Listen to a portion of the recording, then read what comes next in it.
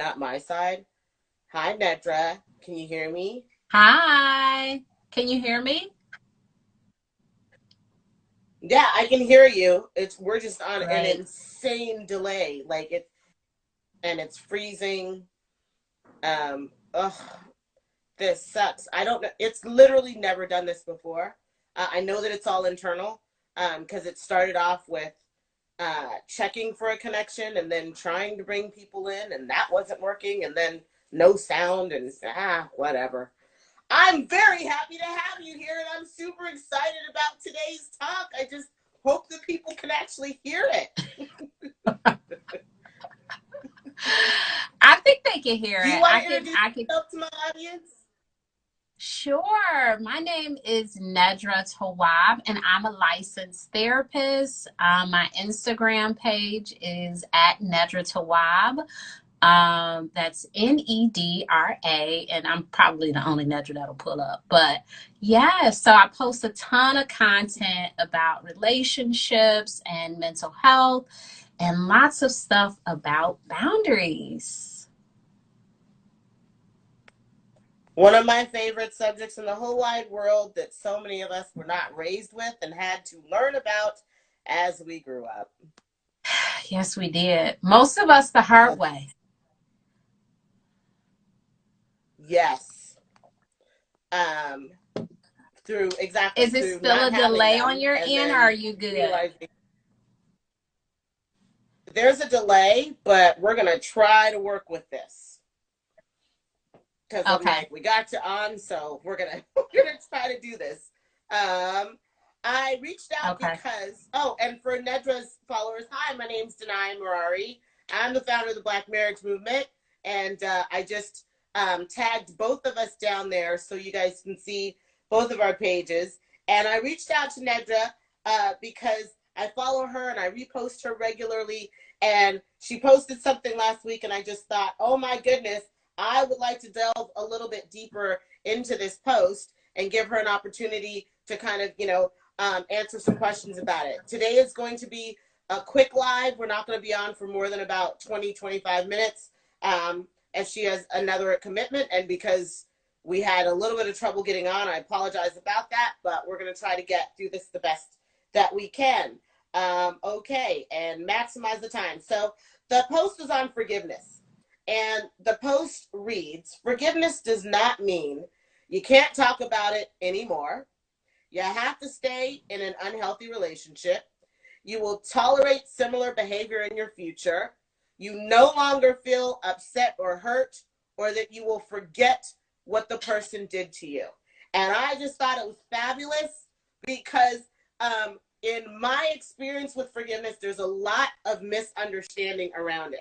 And a lot of the misunderstandings around forgiveness tend to be around boundaries, repair work, re-engagement, and what is the obligation of the other person who has harmed you. And I think, unfortunately, we're in a society nowadays where there's a lot of victim blaming, victim shaming, and no one really thinks about the person who's being, abused, accosted, or harmed in some way. We're always, it seems like, identifying with the abuser and having empathy and compassion for them without it for the person who's actually having some wrong being done to them. So let's take this one by one, and if you want to go over kind of a general idea of what forgiveness is, and then we can go over the kind of the bullet points that you made, and we can just kind of unpack them.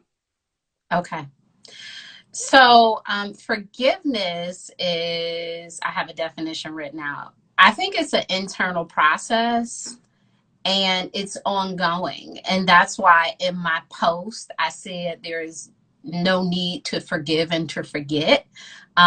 We may live with some very difficult or uncomfortable things, and that's okay because it is a process and it's you kind of go in and out of it. You can be triggered by something and there you are back in this space of not being able to be over the thing that you were supposed to be over. So forgiveness is a letting go process. There is no time frame for it. I think a lot of times the question I get the most is, how long will it take me to get over this thing? And there is not a duration. I don't have an answer for that. I have been surprised at how quickly some people can get over things and how others it takes a very long time. And that is our own internal process that we cannot judge ourselves for, and we certainly can't judge other people for their internal process. I love that.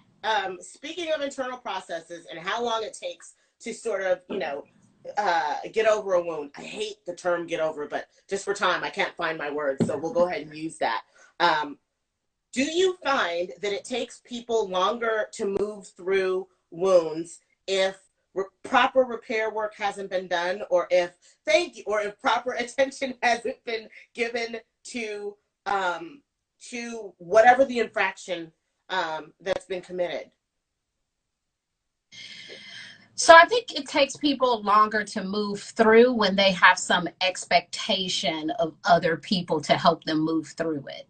So if your forgiveness process is based on mom or dad saying, I'm sorry, or your boyfriend or whoever saying, I'm sorry I did this thing, yes, it takes a longer time for you to move through it. And I love that you said move through it. Thank you. I use get over it because that is the language that many people in my community use. And I always put it in notes because there is an emphasis on getting over stuff. And some of the stuff is like really deep. Like, how do I get over my childhood trauma? Like, get over the whole 18 years. Whoa, like that's going to take a bit of time. Right. I don't know if you get over that or if you live with that. So, it's moving through it. It's moving in and out of being over it. It becomes a part of who you are. And I hope that you channel that energy in, healthy ways or, positive experiences. It doesn't have to be all bad. Could not agree more. Hi, Malik. I see you. Yes, I totally agree with you. Okay, let's go with the bullet points here for time. The first misconception about forgiveness is that it means that you can't talk about it anymore.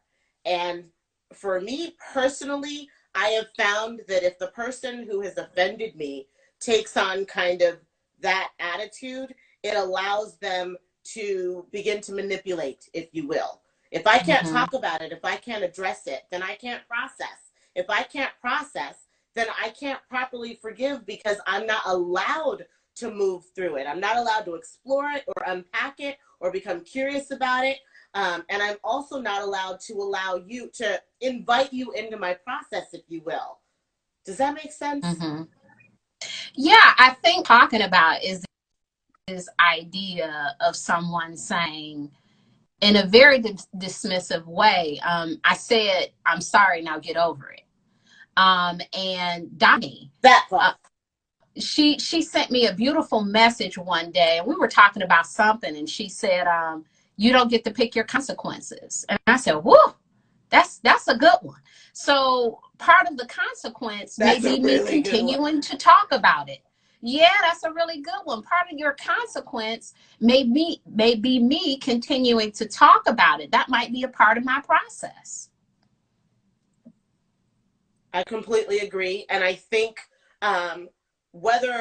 because here's the truth, in relationships, sometimes we'll be the offender, sometimes we'll be the offendee. But if we can come to our relationships with sort of an understanding of what it really looks like to go through this process, then we can allow our partners or whoever we're doing relationship with, our parents, our business associates, our friends, or our lovers, whoever it is, we can allow each other this process, which will make it easier for everybody to be able to move through it this way. Yes, you can't talk about it anymore. That was the first one. Number 2 is you have to stay in an unhealthy relationship. What did you mean when you wrote that? So you can forgive and leave. You can forgive and make the choice to not stay in a situation where the same thing may happen again. You can forgive and say, okay, that was so offensive to me that I won't be able to move on with you in this relationship. I can move through this, but maybe not with you. So you don't have to stay in an unhealthy situation just because you've forgiven someone. And when people say, you know, some things are unforgivable, I think not that there are some things are unforgivable, but there are some things that you just can't move people. And that's okay. You don't have to. I think that it's really important for you to say that, and I think it's really important to allow for people to give themselves permission to have something be so offensive that you can forgive in terms of not wanting their harm, not wanting anything bad to happen to them, but at the same time realizing kind of what we started off with, which is boundaries, that this is kind of enough. You know what I mean? That what you've done is so egregious that it's not something that I choose to continue with in terms of moving forward in a relationship with you. I couldn't agree more. I think that there are some things that, depending on who you are and what you've been through in your past and what your personal experiences are, and what you choose to even have in your life, particularly at that moment in your life, it's okay for you to say, you know what, I can't handle this. This is too much for me. I didn't sign up for this. I don't approve of this. This is not the way that I want to live my life, or these are not the things that I want to surround myself with. I think that this is unhealthy. I don't believe in this dynamic. But again, as far as you and I, like, we're good. It's fine. I forgive you. If I ever see you on the street, it's okay. But I don't want to continue the relationship. Mm-hmm. I Absolutely. totally agree with you. I think, and I think the reason why that's important is because there are a lot of people who think that if you forgive, it means you have to continue. So I appreciate that one in particular. The next point is that you will tolerate similar behavior in the future. Yeah, I think once, you know, in some cases, once you've forgiven something, some people will take it as I have to keep forgiving the same thing. I have to keep getting over this with this person, and you don't have to. You can tolerate things one time, 100 times, whatever you choose. But you don't have to tolerate it twice. That is a choice. So if you want to, you know, leave someone after they've lied, you don't have to wait for them to lie 5 times. You don't, oh, you're clear now. Okay, your signal just boosted. Um, Oh, um, so you don't have to tolerate the same thing over and over. You don't, and the other is this one is really for the other person, because I think sometimes when you forgive people, they get the impression that what they did was okay, and it is not. I so love that you said that, and I so love that you used the words "you choose." That you can decide to only Mm-hmm. accept one infraction, or three infractions, or five infractions. And the reason why I say that is because, again, I think sometimes what happens is you find yourself in a relationship with someone, and they're choosing how many times. Well, wait a minute. No, if you're going to forgive me, then you have to forgive me like multiple times. You know what I mean? It's like, no, I actually don't, or rather, that I have to put up with the Mm-hmm. infraction multiple times. I can Mm-hmm. actually choose to tell you what I want, create a standard with you, create a boundary with you, and if you violate the boundary, I don't have to continue to engage you multiple times. You actually can Mm-hmm. lose me. Mm-hmm. You know what I mean? Yeah, there are things that you can do that you can lose people, and I think that's really important because I on my page in particular, we have a lot of discussions, and I also see clients one on one, and I find that to be something that incredibly seems to shock a lot of different people. And I'm saying the people who are actually creating the offenses tend to be more shocked when someone's ready to pull away, when someone's saying, no, I don't want this anymore. And whoa, wait a minute. And it's as if in their mind they're saying, don't I get like 3 more times? Yeah. Or, it's almost like 3 strikes. They think Have it's you a noticed? law. It's like, no. I think that's really in baseball, not here. It's like, that I part, think that's baseball. That's not me. You run into someone with a shorter fuse, and they get to say, no, I'm done. Yeah. Thank you so much, though. All right, next point moving along is you no longer feel upset or hurt. Forgiveness does not mean that you no longer feel upset or hurt. Break that down for us. That goes back to people perceiving like, I said, I'm sorry, you have forgiven me. You can't have any feelings about it anymore. Now let's go back to, let's hug, let's kiss, let's act like nothing ever happened. And it's like, no, I'm still hurt and upset. Again, forgiveness is a process. I'm still in my process. And part of my process is I still feel hurt. And again, I don't have a time frame for feeling hurt. Now, you wouldn't want anyone to just hold on to, a painful feeling if they're saying, hey, I'm trying to move on from this, but you have to allow people to process. If that processing time becomes unreasonable, if it's, 1 year, 2 years, that sort of thing, but most of the time it's like people don't want to give you 10 minutes. They don't want to give you 1 hour. They don't want to give you a day. To process some pretty egregious offenses. So it's okay. And isn't that because they're really making it about them? Absolutely. And not about it's you? Like, I've said I'm sorry, just get over it. I remember someone apologized to me one time for doing something again. And I said, I don't accept your apology. And they're like, what do you mean? I don't. I just want you to do better. Just apologize by behavior. Like, don't do it anymore. It's just like that. Like, I don't. Agreed. I don't even want you to apologize. Like, stop apologizing. Agreed. No, there's a popular meme that's gone around a lot that's basically like an apology or verbal apology without changed behavior is just a manipulation. Yeah, I totally agree. And if that goes on and you can see through it, then I completely understand why you'd be like, I don't. Yep, just stop it. Just stop it. Just change. Point blank. Period. All right, and your last point is that forgiveness does not mean that you will. Yeah, the saying of you have to forgive and forget. You can live with stuff. Mondays I do a Q&A, and I would say a quarter of the questions were about people trying to forget something. How do I forget that my boyfriend cheated on me? How do I forget that my mom abused me? How do I forget? And forgetting takes, like some memory erasing. And we can't really do that.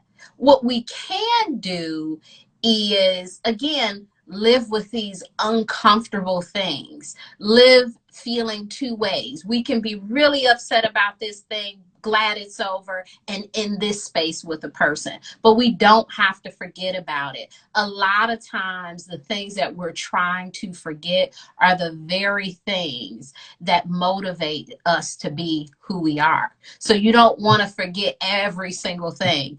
Anytime I get into this thing of like, oh my gosh, this person did X, Y, and Z, right? I think about, a crazy ex or all this sort of stuff. I think about like, gosh, if I wasn't talking to that person, I wouldn't have met this person, or I don't want to forget that person. That's how I learned that I really like so-and-so, or that's how I learned that, this is what I like to do instead, or that's how I met this. Like, there are so many other things. So it's this forgetting piece, we want to maybe minimize the negative thought, minimize the negative memories, but some things, it is helpful to remember just a piece of what it may feel like to be uncomfortable, to, whatever those things are, move multiple times so you can experience peace and staying in one place. You don't want to forget it. You want to live with it. love this. I love this. What I'm hearing you say is rather than trying to stuff and crunch away and move away, and maybe cut holes out of Mm-hmm. your memory, instead, uh, figure out figure out a way to transform it by finding value in it. Figure out a way to find a lesson in it. I love going to the scene of the crime of whatever my issues are and finding the value. And if I can find value, for me, what it does is I am then able to, instead of having so much anxiety and regret and worry or even judgment and shame about whatever it is I've done or I've been through or I've experienced, because sometimes the shame and the judgment comes from what someone has done to me. Instead of having all this negativity surrounding this thing, I can now instead go, okay, everything's a gift. God gave it to me. And if he gave it to me, there's a reason. There's a reason. And so it's not all bad, you know? And if it's not all bad, then yeah, I can find something of value, something that's good, something that's useful, some sort of a lesson. And that way I can go through the world. And for me, it Mm-hmm. helps me to feel safer. It helps me to feel like, you know, like the world is not necessarily a negative place where all these negative things are happening. And oh goodness, what if another negative thing happens? Because even if another negative thing Mm-hmm. happens, I can still find value. I can still find a Mm-hmm. gift. I can still find a lesson. Yes, yes. Miss Nedra, I'm about to get you out almost perfectly on time. I am so sorry to say we are literally wrapping up. We are just about at the end here. I am so grateful to you for your time, and I'm so grateful to you for this post. It was a wonderful post, and I'm so grateful that you came with us and shared your breakdown of it. Is there anything else you would like for them to know, kind of as a final thought on forgiveness and what it's not, or what the misconceptions are about You know, forgiveness? I think that in terms of forgiveness, it would be very helpful if you consider ways to do it internally and not expect people to apologize to help you with your process, because that's when we get in a space of having these uncomfortable experiences around, forgiveness. I can't forgive someone who didn't apologize.